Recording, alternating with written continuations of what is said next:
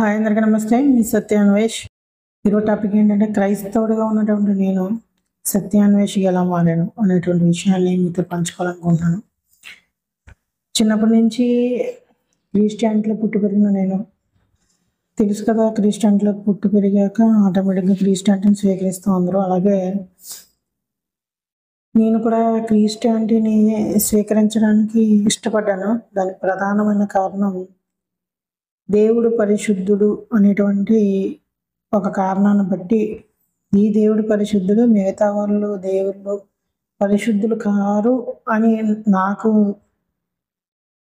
ఆ ఏజ్లో అనిపించడం కారణంగా క్రిస్టియానిటీని స్వీకరించడం జరిగింది. చిన్నప్పటి నుంచి విప్లవ భావజాలాలతో పెరిగినటువంటి నేను నక్సలిజంలోకి వెళ్ళాలని 9వ తరగతి వరకు ప్రేరేపించబడ్డాను.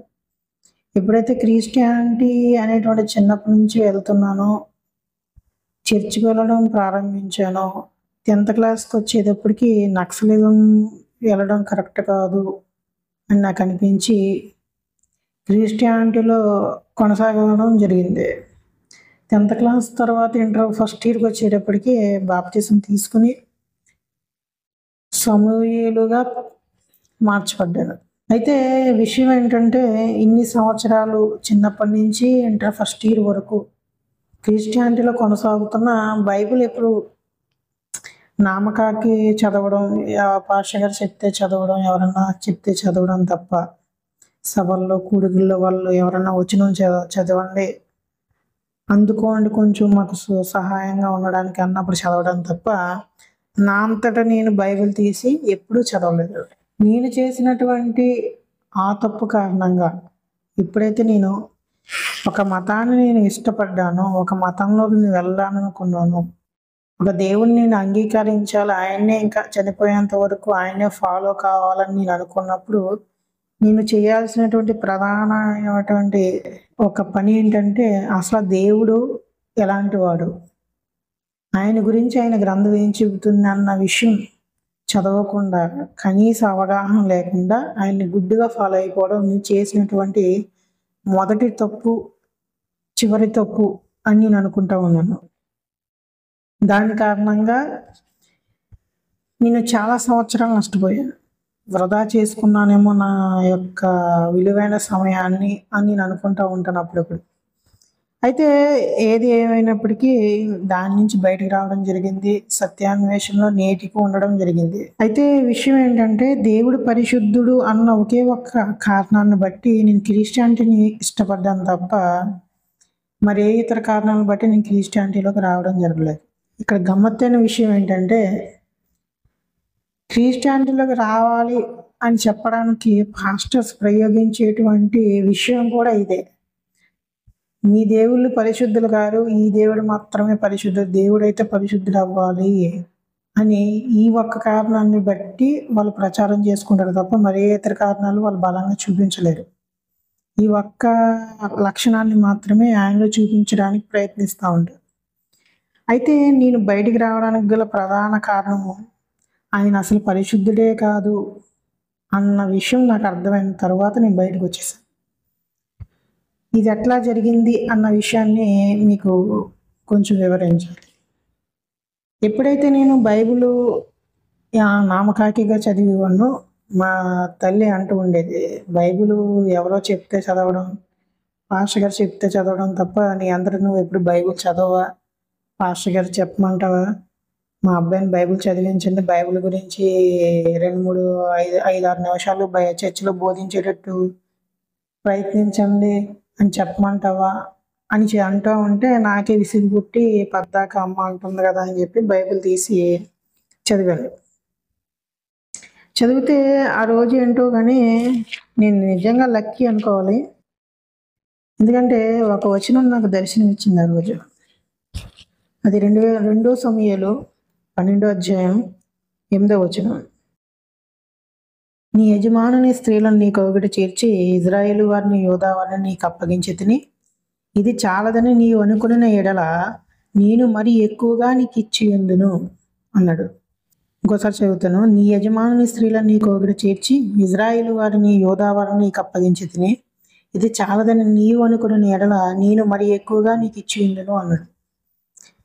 ఒకటిసారి చదివాను, రెండోసారి చదివాను, మూడోసారి చదివాను, నాలుగోసారి చదివాను. ఇక్కడ ఏదో తప్పు అనిపిస్తుంది నాకు అనిపించింది. నీ యజమాని స్త్రీలను నీకు అవిగడ చేర్చాను అంటున్నాడు. ఇజ్రాయేలు వారిని, యోధా వారిని నీకు అప్పగించాను అంటున్నాడు. ఇది చాలదని నీవు అనుకున్న ఎడల, ఇది సరిపోదని నువ్వు అనుకుంటే గనక నేను మరీ ఎక్కువగా నేను ఇంకా ఇస్తాను అని అంటున్నాడు. ఇదేంటి, ఇక్కడ జరిగిన విషయం ఏంటి అని నేను పైకి వెళ్ళి 12వ అధ్యాయం 1వ వచనం చదివినప్పుడు అక్కడ నాకు క్లియర్గా అర్థమైన విషయం ఏంటంటే, ఇది సెక్స్కి సంబంధించిన సందర్భం. దావీదు మహారాజు తన రాజ్యంలోని ఒక స్త్రీ మీద మోజుపడి ఆమెని ట్రాప్ చేసి ఆమెని గర్భవతి చేసి ఆ గర్భం తన భర్తకి ఎక్కడ తెలిసిపోయిద్దో అని ఆ వ్యక్తిని రాజు అయిన కారణంగా యుద్ధానికి ఆ వ్యక్తిని సైనికుడి హోదాలో పంపించి ముందు వరుసలో యుద్ధంలో పెట్టి చంపించేసి, అమ్మయ్య నా రహస్యం ఇంకా తెలియదులే అనుకున్న టైంలో జరిగినటువంటి విషయం ఇది. అయితే ఇక్కడ ఒక వ్యక్తి తన రహస్యం ఎక్కడ బయటపడిపోయిద్దో అన్న ఉద్దేశంతో ఒక వ్యక్తిని చంపించేసి చాలా ధీమాగా ధైర్యంగా ఉన్నటువంటి సందర్భంలో జరిగిన విషయం ఇది. ఇక్కడ నాకు తప్పుగా అనిపించింది, దావీదు రాజు కదా, దేవుని హృదయానుసారుడు కదా, దావీదు తప్పు చేయడం ఏంటి, దావీదు తప్పు చేశాడు కాబట్టి యెహోవా దేవుడు కాదు అని నాకు అనిపించలేదు.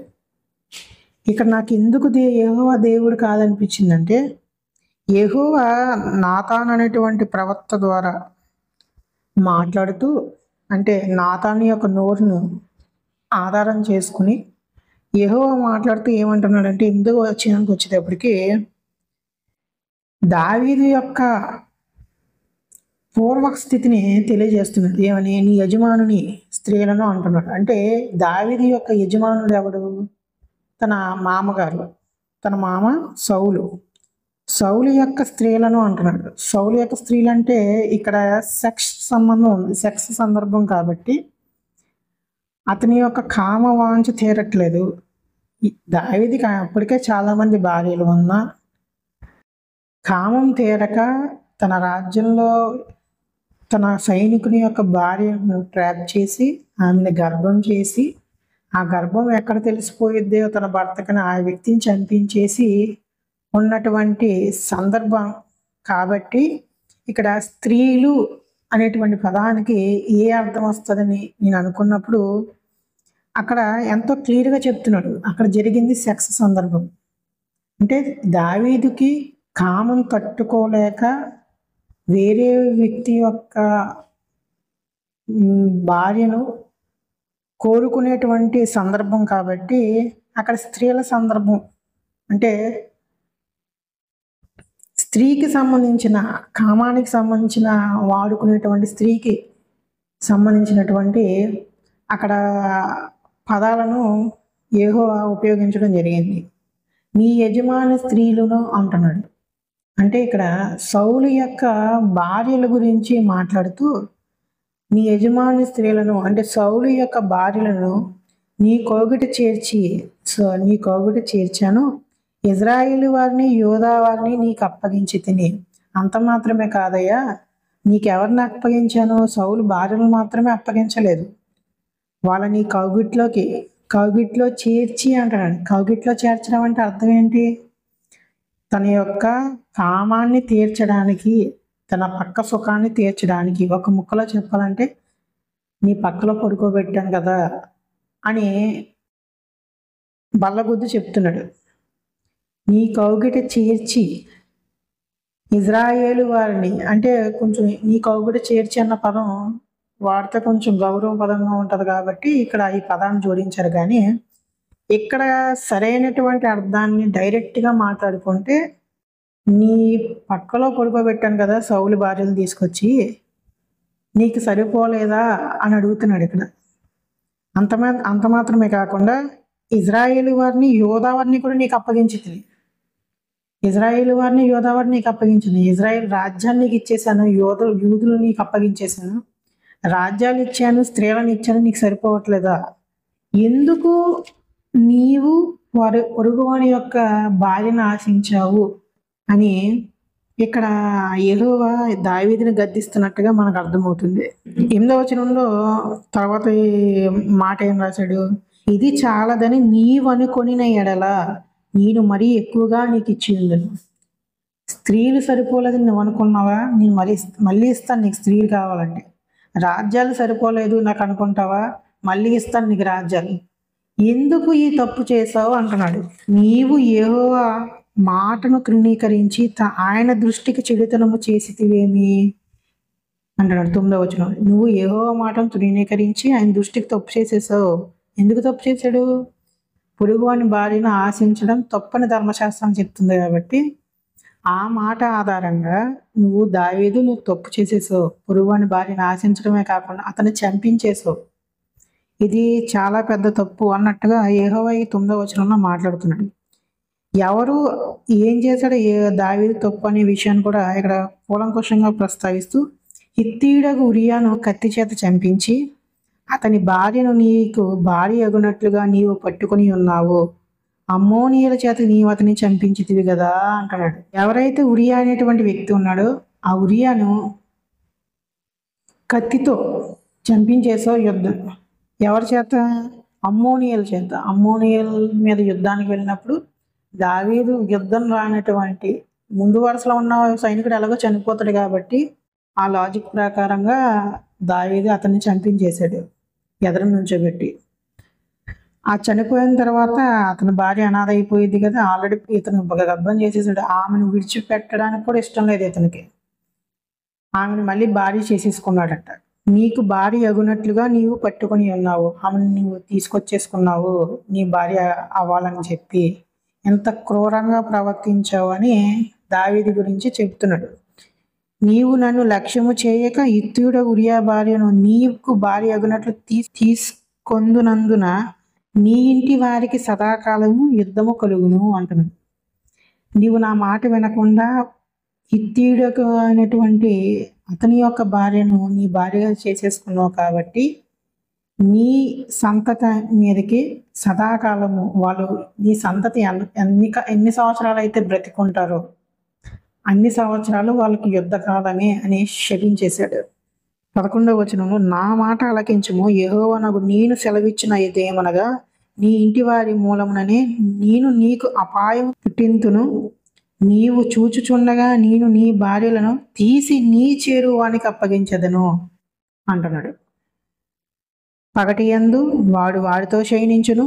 నీవు ఈ కార్యం రహస్యముగా చేసితివి గాని ఇజ్రాయేలందరూ చూచుచుండగా పగటి యందే నేను చెప్పిన దానిని చేయింతునెను.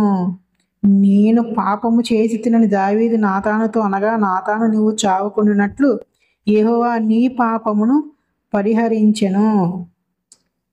అయితే ఈ కార్యము వలన యెహోవా దూషించుటకు ఆయన శత్రువులకు నీవు గొప్ప హేతువు కలుగజేసితివి గనుక నీకు పుట్టిన బిడ్డ నిశ్చయముగా చచ్చునని దావీదుతో చెప్పి తన ఇంటికి వెళ్ళెను.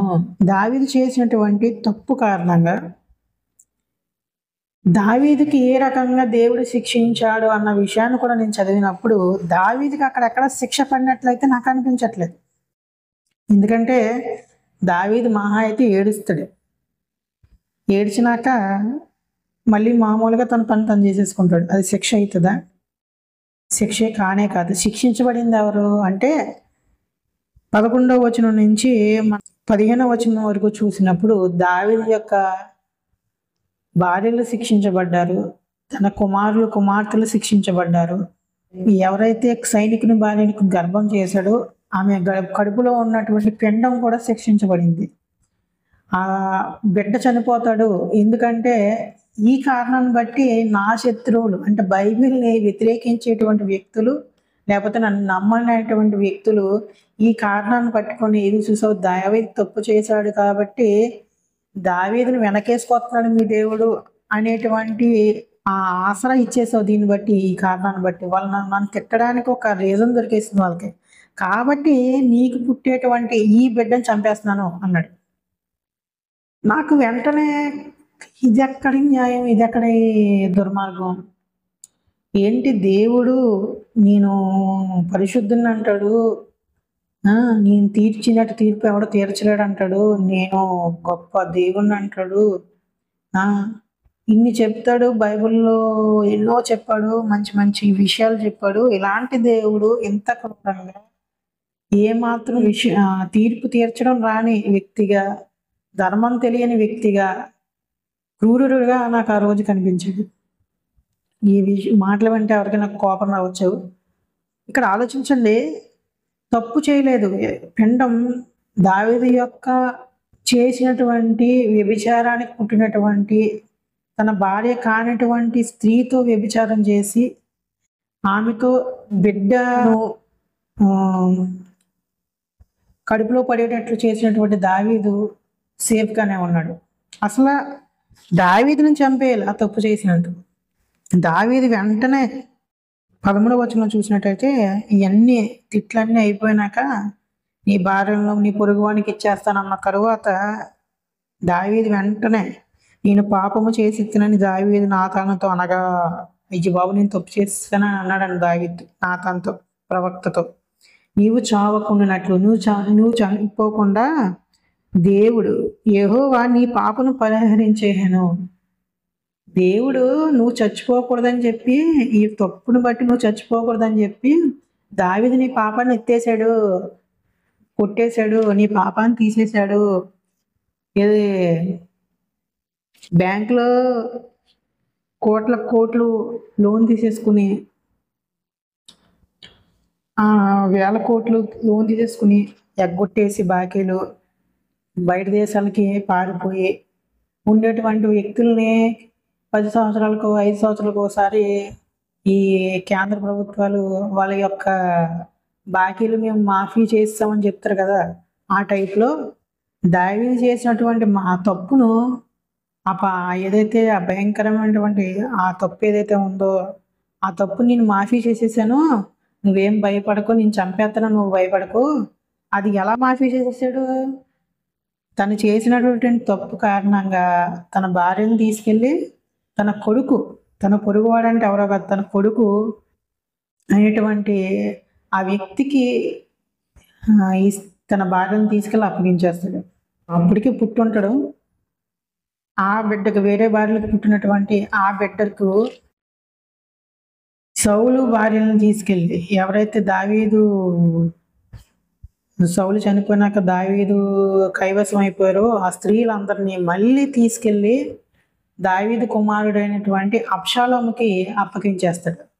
అతను అందరూ చూస్తుండగా రాజు గోడల పైన, రాజ్యానికి చుట్టూ ఉన్నటువంటి గోడలు ఏదైతే రాజుకి సంబంధించిన ఆ కోటకు సంబంధించిన గోడలు ఉంటాయి, ఆ గోడల పైన అందరూ చూస్తుండగా ఆ భార్యలందరితో వ్యభిచారం చేస్తాడు అబ్షాలోము అని చెయ్యాలని చెప్పి చేస్తాడు, నేనే చేయిస్తున్నాను అని యెహోవా ఇక్కడ చెప్తున్నాడు. ఇంత భయానకంగా, ఇంత జుగుప్సాకరంగా చెప్పినటువంటి దేవుణ్ణి నేను ఎట్లా అంగీకరించాలి అని నాకు ఆ రోజు అనిపించింది. దావీదు తన పొరుగువాని భార్యను ఆశించాడు, అంత మాత్రమే కాకుండా తన పొరుగువాని చంపించేశాడు. అసలు రాజుకు, న్యాయాధిపతికి బహుభార్యలు ఉండకూడదని అప్పటికే ఒక చట్టం ఉంది. అయినప్పటికీ రాజులకు బహుభార్యలు ఉండకూడదన్న చట్టం ఉన్నప్పటికీ దావీదు ఆ చట్టాన్ని అతిక్రమించేసి తనకు అనేక మంది భార్యలను చేసుకున్నాడు. అదొక తప్పు. అయినా రెండో తప్పు, అసలు రాజుగా ఉన్నటువంటి వ్యక్తి అనేక మంది భార్యలను చేసుకోకూడదు. రాజుకు బహుభార్యలు ఉండకూడదని ముందే బైబిల్ చెప్పింది. అయినప్పటికీ దావీదు అనేక మంది భార్యలను చేసుకున్నాడు, అదొక తప్పు. అయితే రెండు, తనకు పొరుగువాని యొక్క భార్యను ఆశించాడు. తన సైనికుడి భార్యను అంటే తన కూతురు లెక్క, సైనికుడు కొడుకు లెక్క, అలాంటి కూతురు లెక్క ఉన్నటువంటి స్త్రీని తన అందంతో ట్రాప్ చేసి ఆమెను గర్భం చేసేసాడు. అది రెండో తప్పు. తనకు ఈ భర్తకి విషయం తెలిస్తే ఈ అమ్మాయిని ఎక్కడ తనకు దూరం చేసేస్తాడో, లేకపోతే తిన పరువు ఎక్కడ పోతుందో అనే కారణాలను బట్టి ఆ వ్యక్తిని చంపించేశాడు. ఇది మూడో తప్పు. ఇన్ని తప్పులు చేసినటువంటి వ్యక్తికి ఏమో శిక్ష పడలేదు, ఏ తప్పు చేయనటువంటి ఆ పసికందును, రోజులతో నిన్నటువంటి ఆ పసికందును భూమి మీదకి రాగానే యెహోవా చంపేయడం జరిగింది. ఇది ఆయన చేసినటువంటి మొదటి తప్పు. ఏ పాపం తెలియనటువంటి ఆ స్త్రీలు సౌలు దగ్గర పక్కలో పడుకున్నారు వాళ్ళు. మళ్ళీ అక్కడి నుంచి మళ్ళీ దావీదు పక్కలోనూ పడుకున్నారు. మళ్ళీ అక్కడి నుంచి మళ్ళీ అబ్షాలోము పక్కలోకి ఆ స్త్రీలను తోలేశారు. అంటే ఏదేదో గేదెలు సంతలో గేదెలు తోలినట్టు స్త్రీలను అంత దారుణంగా ఒక స్త్రీలను అంత దారుణంగా బైబిల్ దేవుడు ఎట్నుంచి అటు అట్నుంచి ఇటు ఇట్నుంచి అటు మార్చాడు.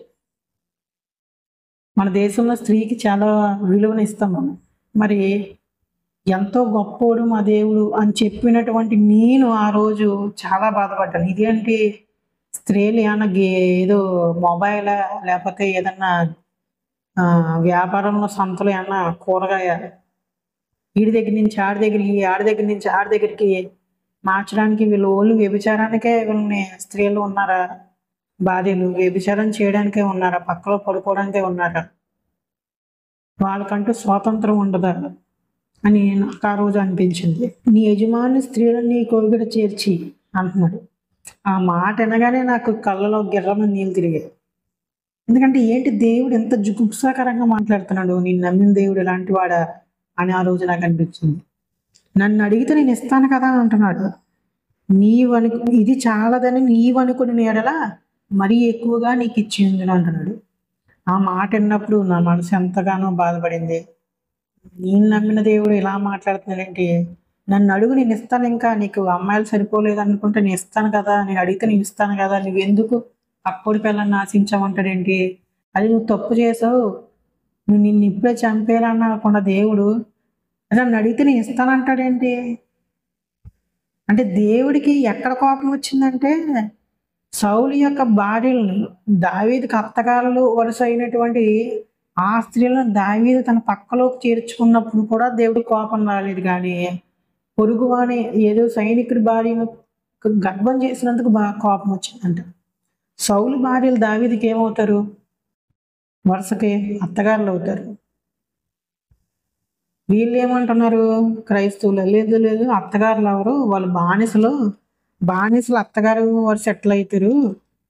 అలా అవ్వదు, వాళ్ళు ఓన్లీ పక్కలోకి పడుకోవడానికి అన్నట్టుగా ఆ రోజు నాకు కొంతమంది దైవజనులు చెప్పినటువంటి అర్థం. అప్పుడు నాకు ఇంకా కోపం వచ్చింది. ఏంటి స్త్రీలు వీళ్ళకి ఈ రాజులకి పక్కలో పడుకోవడానిక ఇలా చెప్పిందా బైబిల్? అంటే బానిసలుగా ఉన్నటువంటి స్త్రీలు ఇంకా వీళ్ళకి చెప్పినట్టుగానే ఉండాలా? వాళ్ళకంటూ స్వేచ్ఛ స్వాతంత్రాలు ఉండవు. వాళ్ళు అసలు ఎందుకు బానిసలు అవ్వాలి?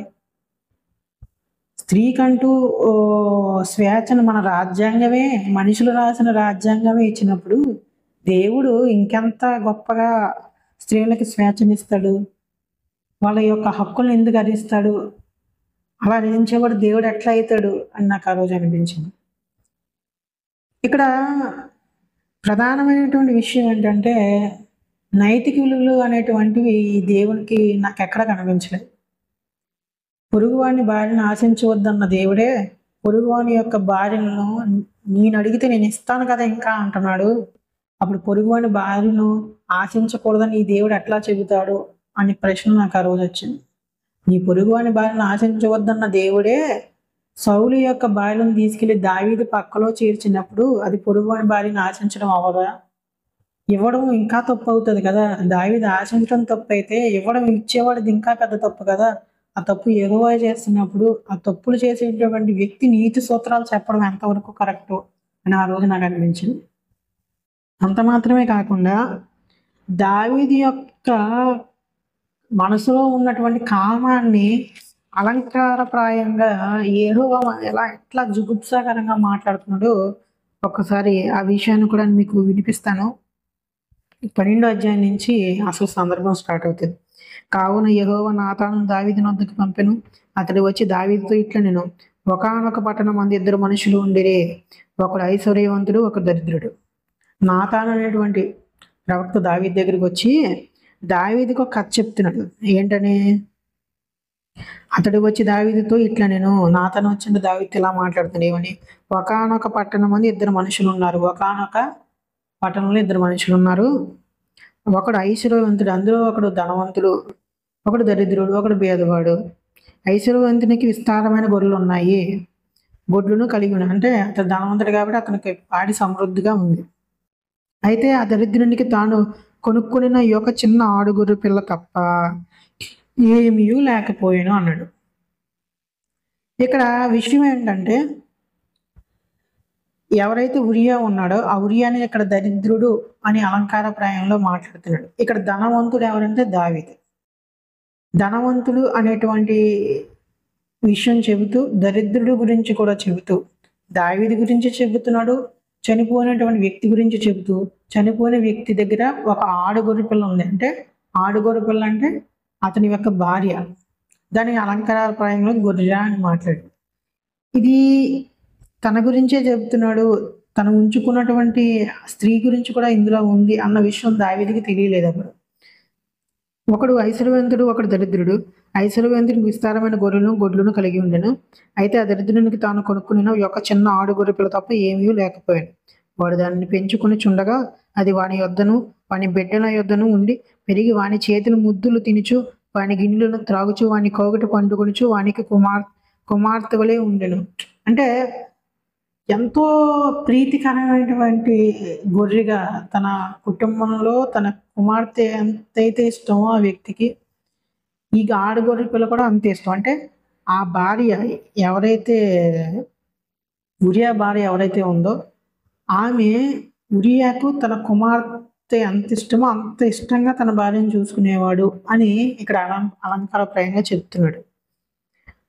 అట్లుండగా మార్గస్థుడు ఒకడు ఐశ్వర్యవంతుని యొద్దకు వచ్చింది. ఎవడో బంధువు, ధనవంతుని యొక్క బంధువు ధనవంతుని దగ్గరికి వచ్చాడంట, ఎక్కడికో వెళ్తూ. అతడు తన యొద్దకు వచ్చిన మార్గస్థునికి, అతడు అంటే ధనవంతుడు తన దగ్గరికి వచ్చినటువంటి ఆ మార్గస్థునికి ఆయత్తం చేయుటకు అంటే విందు చేయడానికి తన గొర్రెల్లో కానీ గొడ్లలో కానీ దేనిని ముట్టనలక. విందు చేయాలంటే మరి సామాగ్రి కావాలి కదా. దానికంటే తన గొర్రెలు ముట్టుకోలేదంట. తన దగ్గర ఉన్న గుడ్లను ఏది ముట్టుకోకుండా ఆ దరిద్రుని గొర్రె పిల్లను పట్టుకొని తన యొద్దకు వచ్చిన వానికి ఆయత్తము చేసెను.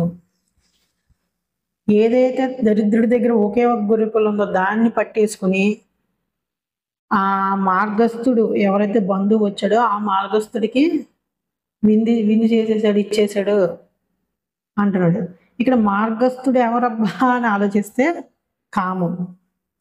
ఇక్కడ ధనవంతుడు దావీదు, దరిద్రుడు ఆ ఉరియా, మార్గస్థుడు కామం. దావీదులోకి వచ్చినటువంటి కామం అంటే దావీదు ఇంటిలోకి మార్గస్థుడు ఒకడు వచ్చాడు అంటున్నాడు. అంటే దావీదు ఇల్లు మనసులోకి వచ్చింది కామం. మీకు ఇంకా అర్థమయ్యే భాషలో చెప్పాలంటే తలకాయ. దావీదు యొక్క బుర్రలోకి లేదా మనస్సులోకి కామం ప్రవేశించింది. ఆ కామం ప్రవేశించినటువంటి ఆ కామానికి లేదా కోరికకు బలిగా ఎవరిని ఇచ్చాడంటే తన దగ్గర ఉన్నటువంటి స్త్రీలను, తన దగ్గర ఉన్నటువంటి భార్యలను కామం తీర్చుకోకుండా వారితో పక్కోడి భార్యతో కామాన్ని తీర్చుకున్నాడు అని ఎంతో క్లియర్గా అలంకారప్రాయంగా ఇక్కడ యెహోవా చెప్తున్నాడు. నువ్వు నీ దగ్గరికి నీ ఒంట్లో ఉన్న కామాన్ని తీర్చుకోవడానికి నీ భార్యను ఉపయోగించుకోకుండా పక్కోడి భార్యను నెల్లికెలుగుతున్నావు నువ్వు అని కొట్టినట్టుగా ఎంతో జుగుత్సాకరంగా అయినటువంటి పదాలను అలంకారప్రాయంగా ఎవరికి ఇబ్బంది లేకుండా ఇక్కడ బైబిల్లో రాయించారు. కానీ నిజంగా మాట్లాడుకుంటే నేను చెప్పినటువంటి అర్థం వస్తుంది. ఇక ఆ విషయం వినగానే దావీదు ఈ మాట విని ఆ మనుష్యుని మీద బహుగా కోపించుకుని యెహోవా జీవంతో నిశ్చయముగా ఈ కార్యము చేసిన వాడు మరణపాత్రుడు అన్నాడు. ఈ విషయం వినగానే, ఈ కథ వినగానే దావీదుకి కోపం వచ్చేసిందంటే ఎందుకు చంపేశాడో ఆ వ్యక్తి మీద బహుగా కోపించి ఆ వ్యక్తిని వెంటనే చంపేయాలి అని దావీదు నాతాంతో చెప్పేస్తున్నాడు. ఆ ధనవంతుడు చేసిన తప్పు, ఆ ధనవంతుని వెంటనే చంపేయాలి అని ఇక్కడ దావీదు చెప్తున్నాడు. ఇంతకీ ఆ ధనవంతుడు ఇతనే అన్న విషయం దావీదుకి తెలియదు. వాడు కనికరము లేక ఈ కార్యము చేసిన గనుక ఆ ధనవంతుడు కనికరం ఏమాత్రం లేకుండా ఇట్లా చేసి ఆ గొర్రెపిల్లను చంపేశాడు గనుక ఆ గొర్రెపిల్లకు ప్రతిగా 4 గొర్రెపిల్లలు నీయవలెనని నాతానుతో అనెను. చనిపోయినటువంటి గొర్రెపిల్లకు బదులుగా 4 గొర్రెపిల్లలు ఆ భేదవానికి ఇవ్వాలి అని తీర్పిచ్చేస్తున్నాడు దావీదు. అప్పుడు ఆ ధనవంతుడు తినే అన్న విషయం దావీదుకి తెలీదు. అంటే ఇప్పుడు భేదవాని యొక్క భార్య దొంగిలించినందుకు లేకపోతే ట్రాప్ చేసినందుకు బదులుగా దావీదు యొక్క నలుగురు భార్యలను తీసుకెళ్ళి ఎవరికి ఇవ్వాలి? ఆ భేదవానికి ఇవ్వాలి. దావీదు యొక్క 4 భార్యలు ఇతను చెప్పిన తీర్పు ప్రకారంగా అయితే అక్కడ నాతాను ఏమంటున్నాడంటే, నాతాను దావీదుని చూసి, ఆ మనుష్యుడవు నీవే, ఆ చంపినోడు ఎవడో కాదు నువ్వేరా బాబు, ఇజ్రాయేలు దేవుడైన యెహోవా సెలవిచ్చింది ఏమనగా, ఇజ్రాయేలు మీద నేను రాజుగా పట్టాభిషేకం చేసి సౌలు చేతిలో నుండి నిన్ను విడిపించి నీ యజమాని నగరిని నీకు అనుగ్రహించి. ఎవరైతే సౌలు ఉన్నాడో, నీ యజమాని ఉన్నాడో, నీ మామగారు, అతన్ని చేతిలో నుంచి రాజ్యాన్ని లాగేసుకుని ఆ రాజ్యాన్ని నీకు అప్పగించాను. నీ యజమాని 8వ వచనం, నీ యజమాని స్త్రీలను నీ కౌగిట చేర్చి. సౌలు యొక్క యజమానుడు అంటే సౌలు యొక్క స్త్రీలు అంటే భార్యలు, సౌలు యొక్క భార్యను నీ కౌగిట చేర్చి. అక్కడ జరిగింది సెక్స్ సంబంధించిన సందర్భం కాబట్టి స్త్రీలు అంటే ఇక్కడ అర్థం భార్యలనే వస్తుంది. కూతుళ్ళు వేరే వేరే అర్థాలు అనేటువంటిది మాత్రం రాదు. కూతుళ్ళు అనేటువంటి అర్థం కనుక ఇక్కడ వస్తే ఇక్కడ సందర్భం మారిపోతుంది. ఉదాహరణకు ఇప్పుడు ఇక్కడ కూతురు పెట్టుకుందాం. నీ యజమాని స్త్రీలు నీ కౌగిట చేర్చి అంటే సౌలు యొక్క కూతురును దావీదు యొక్క భార్యలుగా ఇస్తే గనక ఇజ్రాయేలు వారి యూదా వారిని నీకు అప్పగించి తిని ఇది చాలదని నీవు అనుకున్న ఎడల నేను మరీ ఎక్కువగా నీకు ఇస్తాను. సౌలు యొక్క కుమార్తెలు సరిపోలేదని నువ్వు అనుకుంటే కనుక నిన్ను మరీ ఇంకా ఇస్తాను అని మనం ఇంప్లిమెంటేషన్ చేసుకోవడానికి అవకాశం లేదు. ఎందుకంటే ఇక్కడ మనం స్త్రీలను అన్నాడు, దాని ప్లేస్లో కుమార్తెలు పెట్టుకుంటే దావీదుకి సౌలు ఎంతమంది కుమార్తెలను భార్యలుగా ఇచ్చేసాడు అన్న ప్రశ్న కూడా వస్తుంది. కాబట్టి ఇక్కడ చాలామంది దైవజనులు తెలుసు ఇది స్త్రీలు అంటే భార్యలని. సౌలు యొక్క భార్యలు, సౌలు చనిపోయిన తరువాత అతని యొక్క భార్యలను దావీదుకు ఉపపత్నులుగా, రెండో భార్య తరువాత స్థానానికి అంటే వీళ్ళ పరిభాషలో ఉపపత్నులుగా దావీదుకు దేవుడు ఇవ్వడం జరిగింది. కేవలం వాళ్ళని సెక్స్కు వాడుకోవడానికి. మనం ఈ సందర్భం చదివినప్పుడు మనకు కథ అర్థమవుతుంది. నీకు కామం తీరకపోతే, నీ కోరిక తీరకపోతే నేను ఇంకా ఇస్తాను కదా, ఆల్రెడీ నీ యజమాని భార్యలను ఇచ్చేసాను కదా, ఇంకేంటి నీకు సరిపోలేదా, నీకు సరిపోకపోతే మళ్ళీ ఇస్తాను కదా నేను అంటున్నాడు. అంటే దాని అర్థం ఏంటి? సరిపోకపోతే ఇస్తాను, నీవు ఇది చాలదనుకుని నేను మరీ ఎక్కువగా నీకు ఇస్తాను అంటే దాని అర్థం ఏంటి? అంటే స్త్రీలను కేవలం అక్కడ ఒక పనికి మాత్రమే వాడుతున్నారు మనకు అర్థమవుతుంది. ఇంత జుగుప్సాకరంగా, ఇంత భయానకరంగా ఉన్నటువంటి దేవుడిని నేను ఎందుకు అంగీకరించాలి అని నాకు ఆ రోజు అనిపించింది. దేవుడు పరిశుద్ధుడు అన్న విషయం కారణంగా నేను క్రైస్తవంలోకి రావడం జరిగింది. కానీ ఈ దేవుడు తన భక్తుడి యొక్క కోరికలు తీర్చడానికి పక్కోడి బేరం తీసుకొచ్చి ఇతని పక్కలో పడుకోబెట్టడం అనేటువంటిది కరెక్ట్ కాదు. ఇది యెహోవా చేసినటువంటి ఒక తప్పు. అయితే రెండవ తప్పు, ఏ పాపం తెలియనటువంటి ఆ పసికందును ఇతనిపై నిందపడిపోతుంది, యెహోవాపై నిందిస్తారు ఈ కారణంగా అన్న దాన్ని బట్టి నాకు చెడ్డ పేరు తెస్తున్నావు కాబట్టి నీ బిడ్డను చంపేస్తాను, ఈ కారణాన్ని బట్టి నన్ను ఒకడు తిడుతున్నాడు నీ కారణాన్ని బట్టి, కాబట్టి ఆ తిట్లకు నేను ఇచ్చే శాపం ఏంటంటే నీ బిడ్డ చచ్చిపోవాలి అని ఈయన చెప్పడం అనేటువంటిది రెండో తప్పు. ఆ బిడ్డకు సంబంధం లేనటువంటి ఈ కార్యానికి ఇక్కడ దావీదుకు కామం ఎక్కువైపోయింది, అక్కడ సైనికుడి భార్యకి కామం ఎక్కువైపోయి ఇద్దరు చేసుకుంటే అనుకోకుండా శుక్రము అండము ఫలితీకరణం జరిగి పుట్టినటువంటి పిండంగా ఏర్పడినటువంటి ఆ పిండానికి అసలు ఏం తెలుస్తుంది? వీళ్ళిద్దరికి ఎక్కువైపోయి చేసుకున్నారు కాబట్టి ఈ పిండం తయారైంది. ఈ పిండానికి ఏ పాపం తెలుసు? అసలు ఏ తప్పు చేసింది ఆ పిండం? అసలు ఏ తప్పు చేయలేదు. అలాంటి పిండాన్ని శిక్షించడం అనేటువంటిది ఏ దేవుడు, నాకు తెలిసినటువంటి నిజంగా దేవుడు అనేబడినటువంటి వ్యక్తి స్పృహ కలిగి ఉంటే గనక, ఆ దేవుడికి స్పృహ ఉంటే గనక, కనీస అవగాహన ఉంటే గనక అలాంటి శిక్ష విధించడు అని నాకు అర్థమైంది. ఎందుకంటే నేను అప్పటికే డిగ్రీ చదివాను.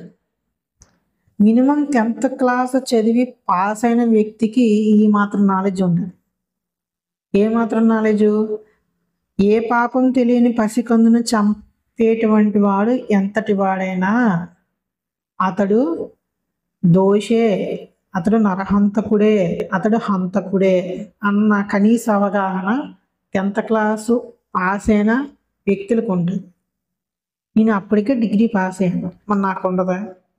అందుకే నా మీద నాకే చిరాకు పుట్టి ఇన్ని సంవత్సరాలు బైబిల్ చదవకుండా ఉండడం వల్ల నేను ఈ విషయాన్ని తెలుసుకోలేకపోయాను. ఇప్పటికైనా తెలుసుకున్నాను కాబట్టి, తెలుసుకున్న విషయం నేను అనుకున్నటువంటి అర్థం కరెక్టా కాదా చెక్ చేసుకోవడానికి చాలా ఊర్లు తిరిగాను, చాలామంది దగ్గరికి వెళ్ళాను, తిట్లు తిన్నాను, అవమాన పాలు జరిగింది. నువ్వు చెప్తుంది కరెక్టే, నువ్వు చెప్తున్న అర్థం కరెక్టే. దావీదు కామం తీర్చుకోవడానికి సౌలు భార్యను మోహించాడు, వారిని తన భార్యలుగా చేసేసుకున్నాడు. సైనికుని భార్యను మోహించాడు, ట్రాప్ చేశాడు, తన కోరిక తీర్చుకోవడానికి వాడుకున్నాడు. ఆ తర్వాత దావీదు శిక్షించడానికి దేవుడు నాతాను పంపించి, నువ్వు సరిపోతే ఇంకా ఎక్కువ ఇస్తాను అని చెప్పింది ఆ స్త్రీలు. అంటే అక్కడ నువ్వు చెప్పిన అర్థమే భార్యలే అన్న అర్థమే. అయితే ఇక్కడ నీకు వచ్చినటువంటి బాధ ఏంటి? దావీదు బాగానే ఉన్నాడు, దేవుడు బాగానే ఉన్నాడు. దేవుడికి ఎటువంటి బాధ లేదు, దావీదుకి ఎటువంటి నొప్పి లేదు. నీకేంటి నొప్పి? వాళ్ళిద్దరికి లేని నొప్పి అని నాన్న తిరిగి క్వశ్చన్ చేశాడు. అసలు రెండో పెళ్లి చేసుకోవడమే నేరం. ఒక భార్య బతికుండగా రెండో పెళ్లి చేసుకుంటున్నాడంటే దాని అర్థం ఏంటి? చాలా వరకు ఇతనికి యొక్క కామ కోరిక తీరడం లేకపోవడం వల్ల రెండో పెళ్లి చేసుకుంటాడు. చాలా వరకు 99%. ఆమె అందంగా తినకంటే ఆమె అందంగా ఉండడం వల్ల రెండో పెళ్లి చేసుకోవడం జరుగుతుంది. పిల్లలు లేక చేసుకోవడం అనేటువంటిది, రెండో పెళ్లి చేసుకుంటే అది అసలు పిల్లలు లేకపోతే రెండో పెళ్లి చేసుకోవాలి అనేటువంటిది కూడా కరెక్ట్ కాదు. పిల్లలు లేకపోతే రెండో పెళ్లి ఏంది? పిల్లలు లేకపోతే అనాథలను దత్తత తీసుకోవాలి. అది కనీస అవగాహన. లేదు పిల్లలు లేరు కాబట్టి రెండో పెళ్లి చేసుకుంటానంటే అది దాంట్లో కూడా తన స్వార్థం ఉంది.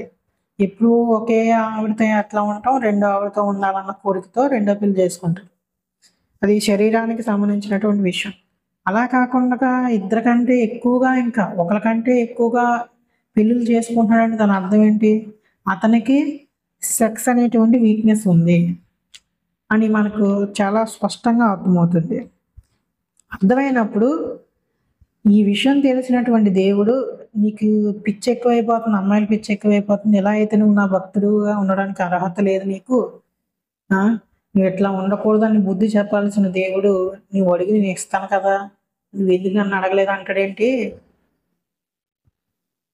నీకు కామం తీరకపోతే, నీ కోరిక తీరకపోతే నేను ఇస్తానంటాడేంటి? ఇదేం దేవుడు రా బాబు! ఇలాంటి దేవుడు ఇన్ని రోజులు నేను ఫాలో అయ్యానా? ఇతని గురించి నేను ఎంతగా గర్వపడేవాడినా అని నాకు ఆ రోజు అనిపించి వెంటనే బయటకు రావడం జరిగింది. సో ఈ విషయం నేను ఎందుకు చెప్తున్నానంటే, చాలామంది 99% క్రిస్టియానిటీలోకి రావడానికి ప్రధానమైన కారణం ఏంటంటే, దేవుడు పరిశుద్ధుడు పరిశుద్ధుడు, బైబిల్ దేవుడు పరిశుద్ధుడు అని అనుకుని దీంట్లో రావడం జరుగుతుంది. అలాగే మాకేదో స్వస్థతలు జరిగినాయి అన్న కారణాన్ని బట్టి కూడా దీనికి వస్తారు. ప్రధానమైన కారణం క్రైస్తవులు జీవించేటువంటి ప్రధాన కారణం, క్రైస్తవంలోకి వచ్చేటువంటి వారి యొక్క ప్రధాన కారణం దేవుడు పరిశుద్ధుడు, ఈ దేవుడు అందరికంటే పరిశుద్ధుడండి. కానీ ఇక్కడ జరిగినటువంటి ఈ వచనం 2 సమూయేలు 12వ అధ్యాయం 8వ వచనం, ఆ వచనం యొక్క అర్థం తెలిసినప్పుడు, ఆ వచనం యొక్క లేదా ఆ 12వ అధ్యాయం యొక్క సారం అర్థమైనటువంటి ఏ వ్యక్తి, మనస్సాక్షి కలిగినటువంటి ఏ వ్యక్తి కూడా ఇంకా దేవుని ఫాలో అవడానికి ఇష్టపడ్డాడు. అయినప్పటికీ ఉమ్, దేవుడు అమ్మాయిల్ని ఇచ్చాడు, దావీదుకి అమ్మాయిల్ని ఇచ్చాడు. అయితే ఏంటి, మనం దాన్ని ఎందుకు పట్టించుకోవాలి? మనం పట్టించుకుంటే మనం నరకంలో వేసేస్తాడు. అయ్య బాబోయ్, అది వాళ్ళిద్దరికీ ఇష్టం, వాళ్ళిద్దరికీ ఇష్టమైంది, మనకేంటి నొప్పి, మనం పరిశుద్ధంగా ఉన్నాం, దావీదు లేకపోవడం ఏంటి, దావీదు దేవుడు హృదయానుసారుడు, దావీదు కంటే మనం భక్తి పరులు అని అనుకుని బావిలో కప్పలా బ్రతకాలని నేను అనుకోవట్లేదు. అలా అనుకుని చాలామంది ఈ ఈ వచనం చాలామందికి ఆల్రెడీ తెలుసు, నేను చెప్పిన అర్థమే అన్న విషయం కూడా వాళ్ళకి తెలుసు. ఈ వచనానికి అదే అర్థమని వాళ్ళకి తెలుసు. అయినప్పటికీ ఎందుకులే ఇప్పుడు ఈ విషయాన్ని బట్టి మనం బయటకు వచ్చేస్తే మనం ఎట్లా సర్వే అవ్వగలం, మనం ఎట్లా బ్రతకగలుగుతాం, మన పొట్ట ఎట్లా నిండుతుంది అని చాలామంది దైవజనులు వాళ్ళ యొక్క పొట్టకూటి కోసం ఇంకా క్రిస్టియానిటీలో ఉన్నారు.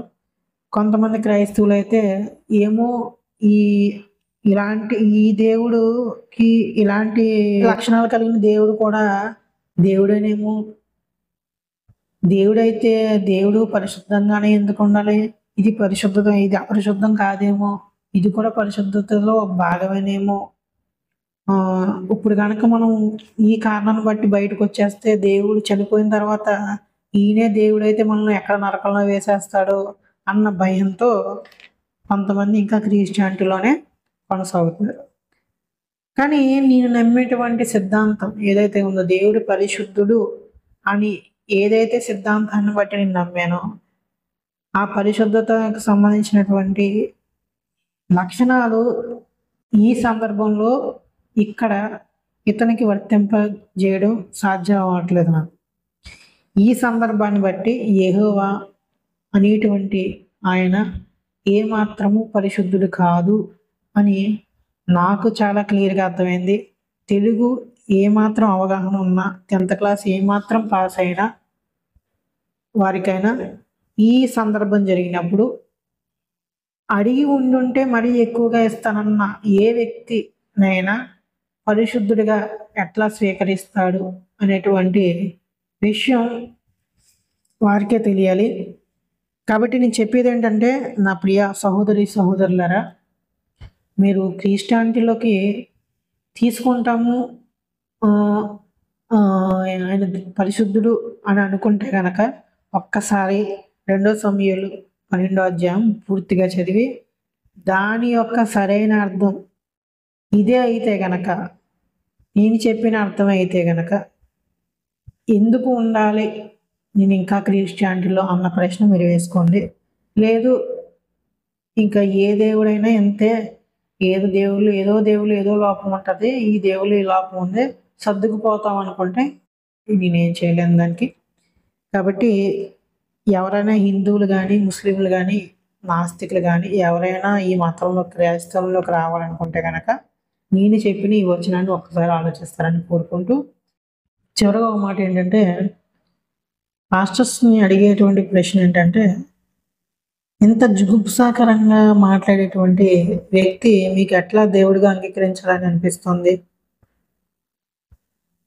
నువ్వు అడిగితే నేను ఇస్తాను ఇంకా అంటున్నాడు.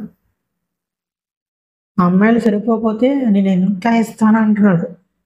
మీకు సరైన అర్థంలో మాట్లాడాలంటే అక్కడ అలాంటి పదాలు రాస్తే డైరెక్ట్ తెలిసిపోయిద్ది, ఎంత దరిద్రంగా ఉంది ఏంట్రా బాబు అనుకుంటారని పదాలు కొంచెం మార్చి ఎంతో చక్కగా రాశాడు. ఆ భాష కూడా అలంకారప్రాయంగా కామాన్ని వర్ణించడం. అబ్బో, ఎంత దారుణమైనటువంటి దేవుడు మీకు ఎట్లా నచ్చాడు అన్నది నాకు ఇంకా అర్థం కావట్లేదు.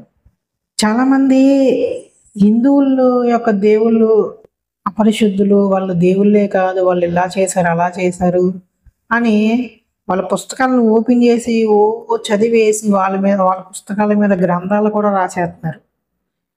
వీళ్ళందరినీ క్వశ్చన్ చేస్తున్నాను, మరి ఈ వచనం మీకు ఎప్పుడు కనిపించలేదా బైబిల్లో? అయ్యో, నేను నాటికో బైబిల్ చదివే నాకే ఆ రోజు ఈ వచనం కనిపించింది. డైలీ చదివేసి 100 సార్లు బైబిల్ చదివేస్తున్న మీకెప్పుడు ఈ వచనం కనిపించలేదా? కనిపించినా ఈ వచనం మీకు అర్థం కాలేదా? అర్థమైనా కూడా మనసు చంపుకొని బ్రతుకుతున్నారా అని నేను క్వశ్చన్ చేస్తున్నాను మిమ్మల్ని. మనం పక్కోడిని విమర్శించాలంటే మన దగ్గర ఏ తప్పు ఉండకూడదు. మరి ఇంత గబ్బును మనం పెట్టుకుని మరి హిందూ యొక్క దేవి దేవతలను ఎట్లా విమర్శిస్తున్నారో నాకైతే అర్థం కావట్లేదు. వాళ్ళ దేవుళ్ళు పరిశుద్ధులని నేను చెప్పట్లేదు, అలానే అపరిశుద్ధులని కూడా నేను చెప్పట్లేదు. నువ్వు తప్పు చేస్తున్నావు అని చెప్పే ముందు మనం కరెక్ట్‌గా ఉండాలని బైబిల్ చెప్పింది కదా.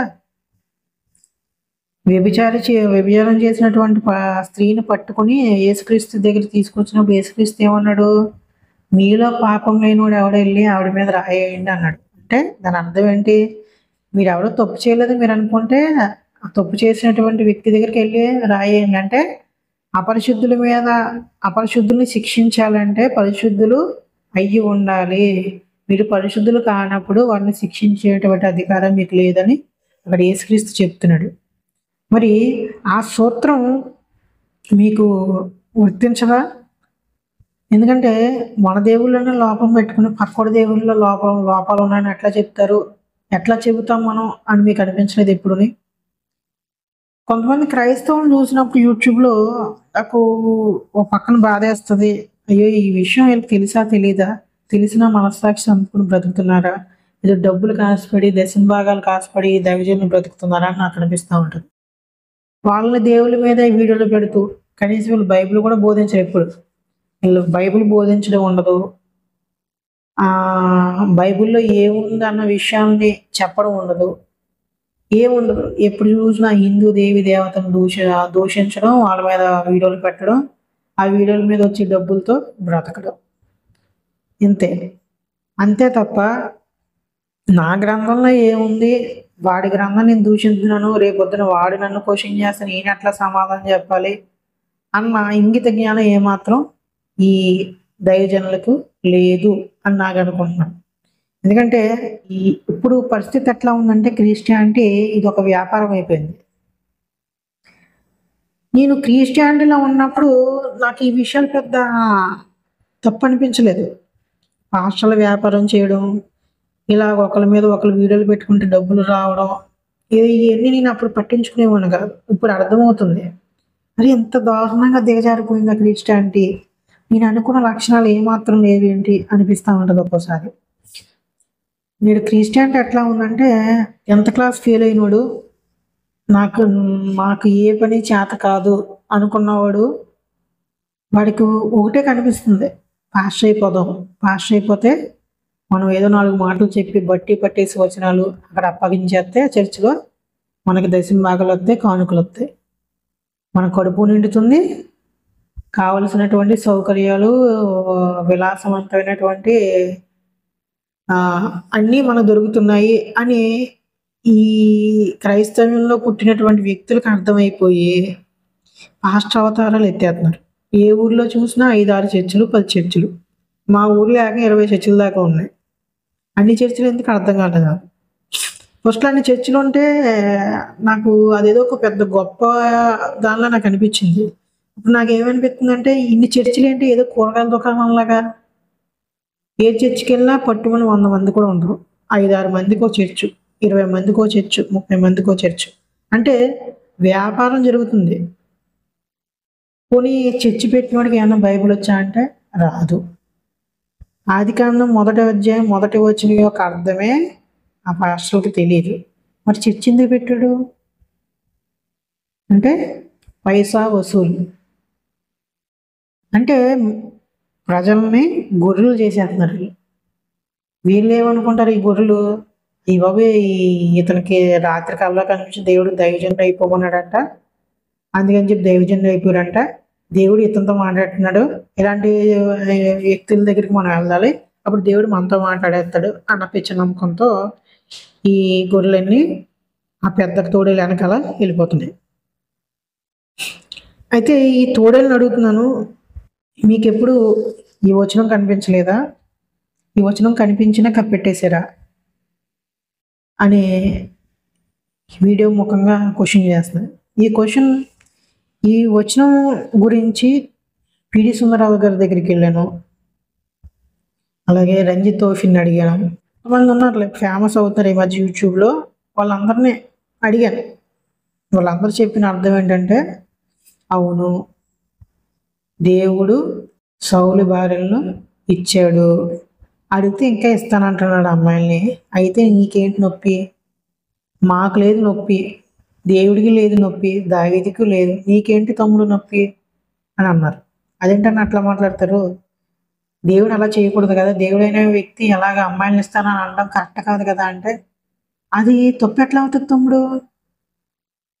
దావీదు దేవుడు హృదయానుసారుడు, దావీదు హృదయం కూడా దేవుడు తెలుసు. అలాంటప్పుడు దేవుడు దావీదు యొక్క కోరికలు తీర్చడం తప్పు ఎట్లా అవుతుంది అని వాళ్ళు నన్ను రివర్స్ కౌంటర్ చేయడం స్టార్ట్ చేశారు. అంటే దేవుడు చేసిన తప్పును సమర్థించుకుంటూ అమ్మాయిని ఇవ్వడం అసలు తప్పే కాదు, దావీదు యొక్క కామం తీర్చడం తప్పే కాదు అన్న వాదన, వికృత వాదనలోకి ఆ రోజు కొంతమంది పాస్టర్స్ మాట్లాడడం జరిగింది ఆ వాదంతో. అప్పుడు నాకు ఇంకా చిరాకు పుట్టింది క్రిస్టియానిటీ మీద. ఇన్ని సంవత్సరాలు ఇలాంటి క్రిస్టియానిటీని ఎత్తి మీద పెట్టుకుని ఊరేగానా? ఎంత బరువు, ఎంత దారుణమైనటువంటి సిద్ధాంతం కలిగినటువంటి, ఎంత జుగుప్సాకరమైనటువంటి సిద్ధాంతాలు కలిగినటువంటి క్రిస్టియానిటీని నెత్తి మీద పెట్టుకుని ఇన్ని సంవత్సరాలు తిరిగానా అని బాధపడ్డాను. ఈ ఒక్క వచనం చదివితేనే ఎంత జుగుప్సాకరంగా ఉంటే, ఇంకా బైబుల్ ఎలాంటి విషయాలు ఎన్ని ఉన్నాయో, ఇంకా ఇన్ని లోపాలు ఉన్నాయి బైబుల్ అని నాకు ఆ రోజు అనిపించింది. అప్పటి నుంచి నాకు సమయం దొరికినప్పుడల్లా బైబిల్ చదువుతూ ఉన్నాను, అందులో ఉన్నటువంటి లోపాలను నోట్ చేసుకుంటూ ఉన్నాను. అలాగే నాకు బైబిల్ని బోధించడం అంటే చాలా ఇంట్రెస్ట్. ఎందుకంటే నాకు ఏదైనా ఒక విషయం తెలుసుకున్నప్పుడు దాన్ని టీచింగ్ చేయడం అంటే చాలా ఇంట్రెస్ట్. ఈరోజు ఆగలేక మీ ముందుకు వచ్చి ఈ విషయం చెప్పడం జరిగింది. అయితే ఇలా ఒక వీడియో పెట్టేసి ఆపేసి మళ్ళీ కొద్ది సంవత్సరాల తర్వాత మళ్ళీ ప్రత్యక్షమయ్యి మళ్ళీ ఒక వీడియో పెట్టడం కరెక్ట్ కాదని నాకు అనిపిస్తుంది. నేను తెలుసుకున్నటువంటి ఇలాంటి బైబిల్ విషయాల్ని రోజు విడిచి రోజైనా లేకపోతే ప్రతిరోజైనా ఒక వీడియో పెట్టాలని అనుకుంటున్నాను. ఇది కేవలం ఇది ఒక్క గ్రంథమే కాదు, నేను పరిశోధించబోయేటువంటి గ్రంథాలయంలో ఉన్నటువంటి లోపాలను ప్రతిదీ మీ ముందు తీసుకొస్తాను. అది సత్యాన్వేషిగా నా బాధ్యత. ఏదో ఒక గ్రంథంలో ఉన్నటువంటి లోపాలను చెప్పడం కరెక్ట్ కాదు.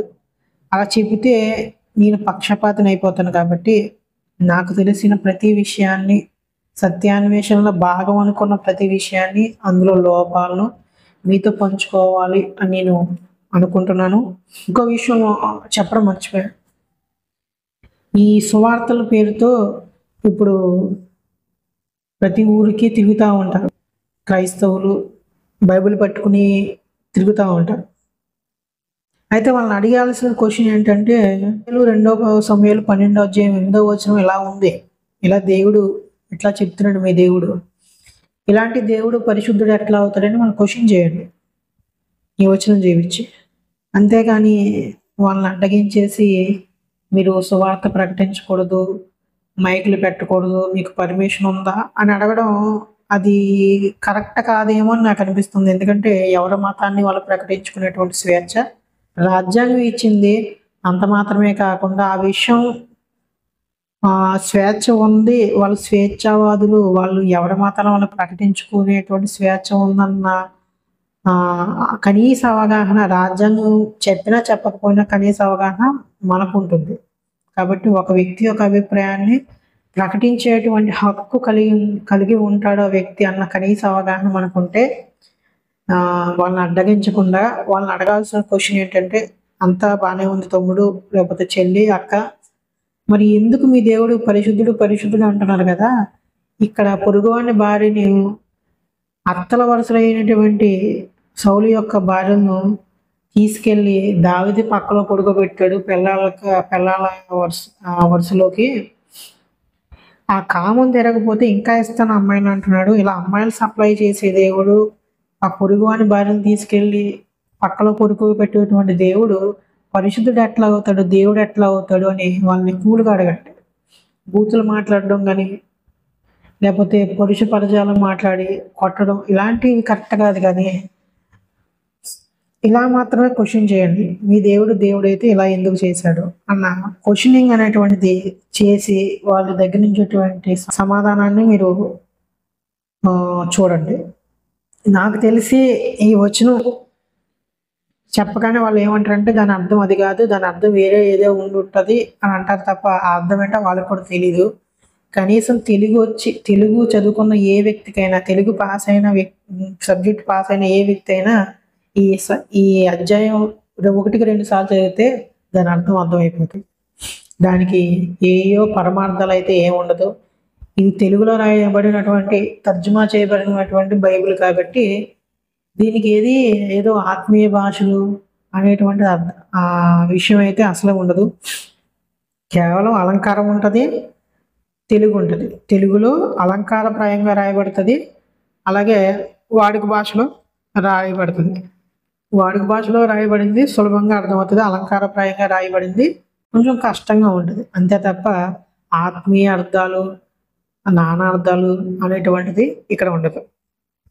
కాబట్టి ఏదైనా ఒకసారి బైబిల్ మనం క్వశ్చన్ చేసినప్పుడు వాళ్ళు చెప్పేటువంటి అర్థం ఏంటంటే ఇది ఆత్మీయ అర్థం, దీని అర్థం వేరు అంటారు. అంటే అది తప్పించుకోవడానికి. ఇప్పుడు కనుక మనం క్వశ్చన్ చేయకుండా విడిచిపెడితే కనుక దేశాన్ని వీళ్ళు హస్తగతం చేసుకుని బైబిల్ ధర్మశాస్త్రాన్ని ప్రవేశపెట్టి రాజ్యాంగాన్ని తొంగలో తొక్కేస్తారు. వీళ్ళు ఏం చెప్తున్నారు, హిందువులు మన ధర్మశాస్త్రాన్ని అమలు చేసేస్తారు, భారత రాజ్యాంగాన్ని తీసేస్తారు అని చెప్తున్నారు, ఏదో రాజ్యాంగం మీద ప్రేమ ఉన్నట్టు. కానీ వాస్తవం ఏంటంటే వీళ్ళకి రాజ్యాంగం మీద ఏమాత్రం ప్రేమ ఉండదు. రాజ్యాంగాన్ని ఏమాత్రం గౌరవించాలన్న స్పృహ కూడా వీళ్ళ మనసులో ఉండదు. పైకి చెప్తారు నేను రాజ్యాంగాన్ని గౌరవిస్తున్నామని. బైబిల్ చదివితే, బైబిల్ని ఉన్నది ఉన్నట్టుగా చదివితే ఏ వ్యక్తికైనా అర్థమైనటువంటి విషయం ఏంటంటే వీళ్ళు ఏ రాజ్యాంగాన్ని గౌరవించరు, ఏ చట్టాలని వీళ్ళు విలువరు, కేవలం వీళ్ళు గౌరవించేది మాత్రం కేవలం బైబిల్ని మాత్రమే అని బైబిల్ చదివినప్పుడు మనకు అర్థమవుతుంది. మన దేశానికి రాజ్యాంగం ఇచ్చినటువంటి అంబేద్కర్కే పరలోకంలో స్థానం లేదు అని చెప్పినటువంటి ఈ బైబిల్ పట్టుకున్నటువంటి క్రైస్తవుల్ని మీరు ఎట్లా నమ్ముతున్నారో నాకైతే అర్థం కావట్లేదు. ఏ విషయాన్నైనా డీప్గా వెళ్తున్నప్పుడు వీళ్ళ యొక్క అసలైనటువంటి స్వరూపం బయటపడుతూ ఉంటుంది. ఒకప్పుడు అంబేద్కర్కి పరలోకం వెళ్తాడా నరకం వెళ్తాడా మీద అని అడిగినప్పుడు అంబేద్కర్ ఖచ్చితంగా స్వర్గానికే వెళ్తాడని చెప్పినటువంటి క్రైస్తవులు ఎప్పుడైతే డీప్గా క్వశ్చన్ చేయడం ప్రారంభించామో అంబేద్కర్ నరకానికి వెళ్తాడు అయితే ఏంటి అనేటువంటి వాదనలోకి క్రిస్టియానిటీ వచ్చేసింది. క్రైస్తవులు అనేటువంటి వ్యక్తులు భవిష్యత్తులో ఈ దేశానికి ప్రమాదకరం, వాళ్ళ యొక్క భావజాలాన్ని రుద్దేటువంటి అవకాశం ఉంది కాబట్టి స్త్రీలు తమ హక్కులను కోల్పోయేటువంటి అవకాశం ఉంది కాబట్టి చాలా వరకు దీన్ని కంట్రోల్ చేయడమే కరెక్ట్ అని నాకు అనిపిస్తూ ఉంది. ఎందుకంటే స్త్రీల యొక్క హక్కులు హరించబడతాయి, మానవ హక్కులు హరించబడతాయి. ఎప్పుడైతే క్రిస్టియన్ పాపులారిటీ ఎక్కువైపోతుందో, వాళ్ళ రాజ్యం ఎప్పుడైతే స్థాపించబడుతుందో ఏ మతాన్ని నమ్మనటువంటి వ్యక్తులు ఎక్కువ ఇబ్బంది పడతారు. ఎందుకంటే మూఢనమ్మకాలు పెరిగిపోతాయి. మూఢనమ్మకాలు పెరిగిపోయినప్పుడు వాళ్ళకి నచ్చినట్టు చట్టాలు వాళ్ళు రూపొందించుకుంటారు. ఇప్పుడు దేన్ని నమ్మనటువంటి వ్యక్తి ఆ చట్టాలను చూసినప్పుడు తను పాటించాలనిపించదు, కానీ వాళ్ళు ఏం చేస్తారు, ఈ చట్టంను పాటించాల్సిందే అని తన స్వతంత్రాన్ని లాగేసుకుంటారు. అలాగే స్త్రీలను కూడా ఇలా ఉండాలి అలా ఉండాలని రూల్స్ పెడతారు వాళ్ళు బైబిల్లో చెప్పినట్టు. మరి అందరూ స్త్రీలు పాటించడం కష్టం కదా. ఇప్పుడు ఆ దేవుని ఫాలో అయ్యే వాళ్ళు మాత్రమే పాటించడానికి ఇష్టపడతారు తప్ప ఆ దేవుని ఫాలో అవ్వని వాళ్ళు ఎట్లా పాటిస్తారు.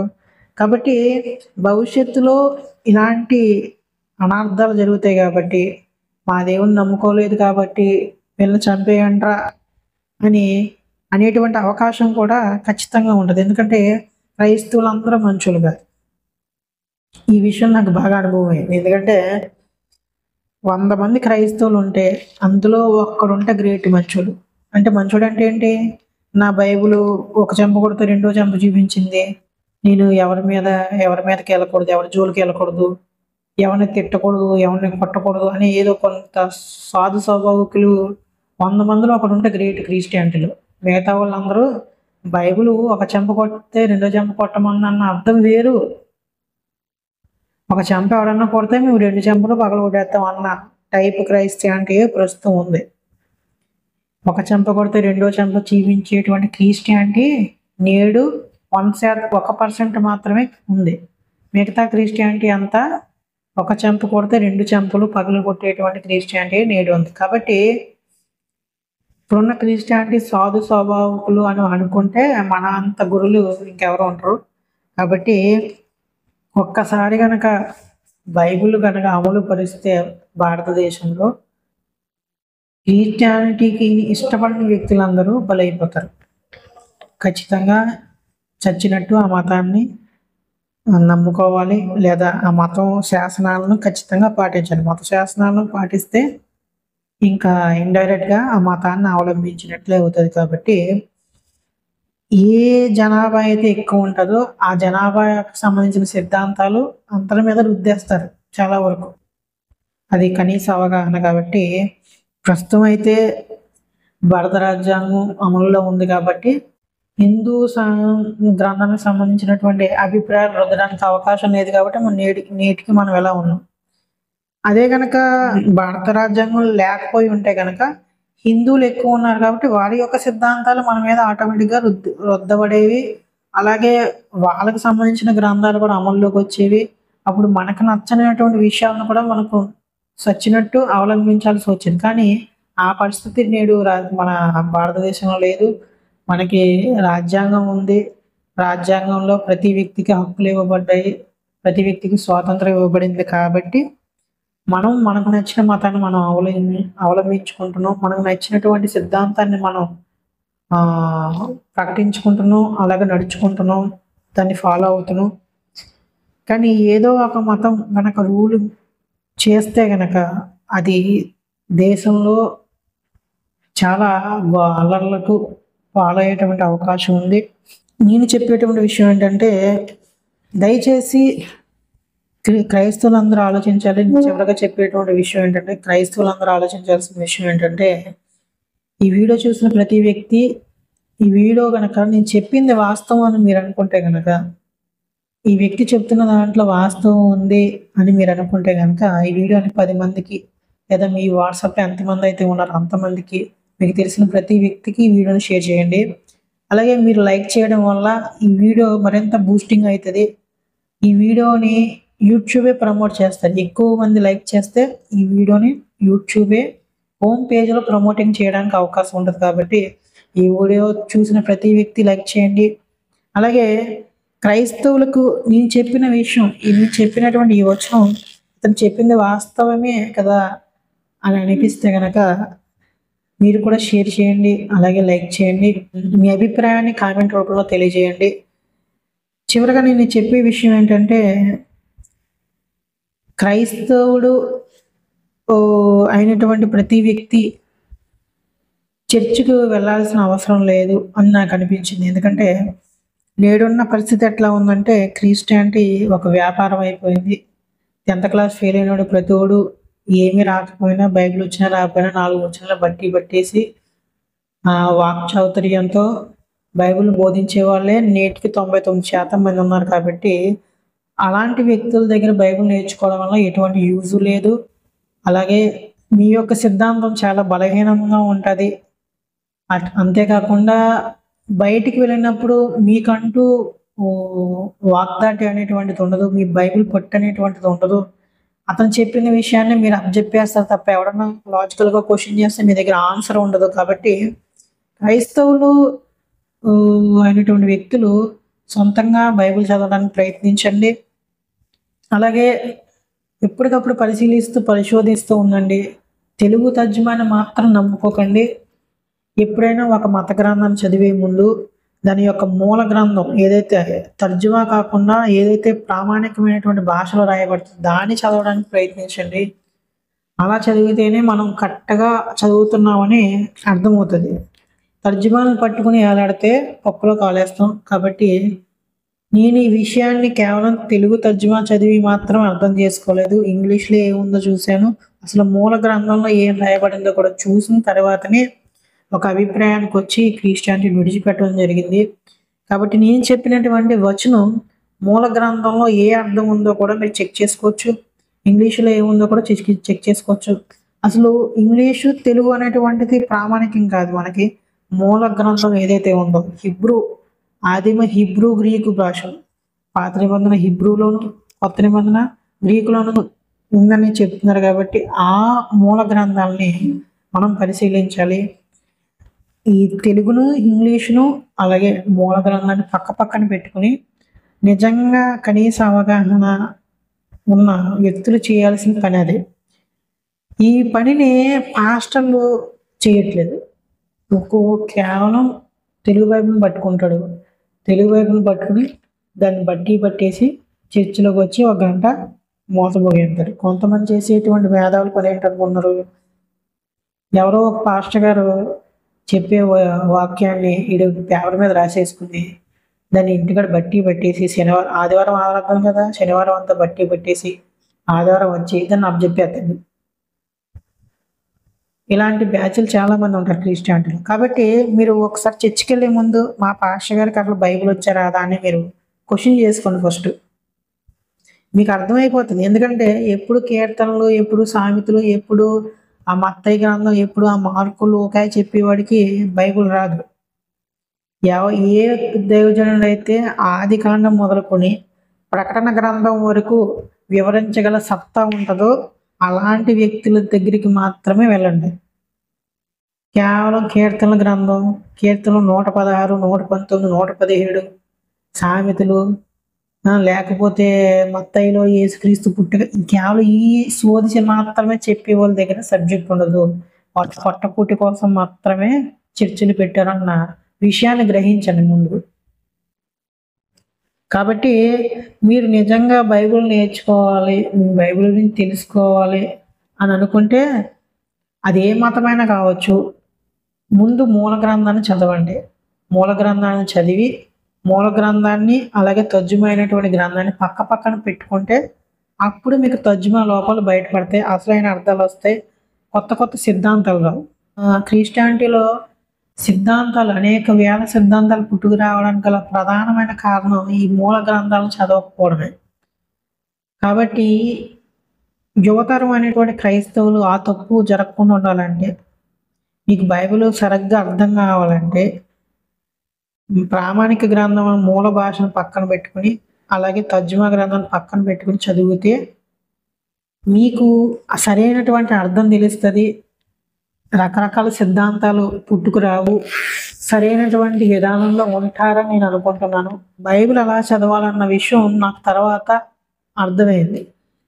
ఎందుకంటే మూల గ్రంథం చదివితేనే మనకు అసలు ఆ దేవుడు ఏం చెబుతున్నాడు, ఆ దేవుడి లక్షణాలు ఏంటి, ఆ దేవుడి స్వభావం ఏంటి అన్న విషయం అర్థమవుతుంది.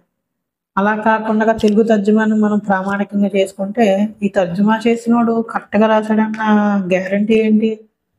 గ్యారంటీ ఏమి ఉండదు కదా. కాబట్టి అతను తనకు నచ్చినట్టు రాసేసుకోవచ్చు, కొన్ని లేని వచనాలు కలిపేసుకోవచ్చు, లేని అధ్యాయాలు తీసుకొచ్చి పెట్టేయచ్చు, తనకు నచ్చిన అధ్యాయాలు లెగ్గొట్టేయచ్చు. మనకి ఏదో వచనం నచ్చలేదు, ఏదో బూతు కింద అనిపించింది, దాన్ని తీసేస్తాడు తర్జుమా చేసే వ్యక్తి. ఏదో అధ్యాయం నచ్చలేదు, అధ్యాయం లెగ్గొట్టేస్తాడు. కాబట్టి మూల గ్రంథాన్ని పక్కన పెట్టుకోండి, తర్జుమా అయినటువంటి గ్రంథాన్ని పక్కన పెట్టుకోండి.